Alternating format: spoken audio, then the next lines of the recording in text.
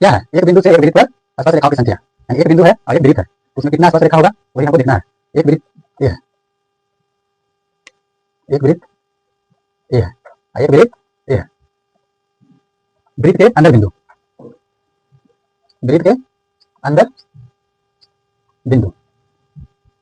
वृत्त के अंदर बिंदु, यानी यहाँ पे वृत्त के अंदर बिंदु हो गया, ये हो गया वृत्त पर बिंदु, वृत्त पर, वृत्त पर बिंदु यानी यहाँ पे, ये हो गया वृत्त से बाहर बिंदु, वृत्त से, वृत्त से बाहर बिंदु, वृत्त से बाहर बिंदु यानी यहाँ पे, एक हो गया वृत्त के अंदर बिंदु, वृत्त का बिंदु, वृत्त से बाहर बिंदु। वृत्त के अंदर बिंदु कितने स्पर्श रेखा होगा ये हमको देखना है। वृत्त के अंदर कितना हो गया स्पर्श रेखा,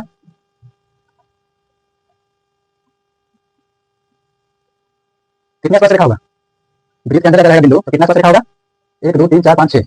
कितना होगा 6, लेकिन 6 नहीं होगा, ये क्या हो गया छेदक रेखा हो गया, क्या हो गया छेदक रेखा,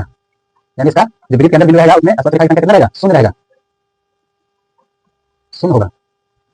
क्या होगा शून्य होगा, यानी वृत्त के अंदर बिंदु रहेगा उसका स्पर्श रेखा कितना होगा शून्य होगा। वृत्त के बाहर बिंदु, वृत्त के बाहर बिंदु, वृत्त के बाहर कितना है एक स्पर्श रेखा, क्या है एक होगा, एक होगा। कोई पूछेगा सर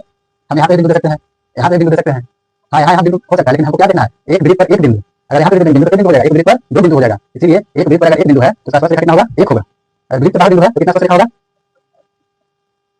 कितना होगा स्पर्श रेखा, अगर वृत्त बाहर बिंदु है तो स्पर्श रेखा कितना होगा 2 होगा,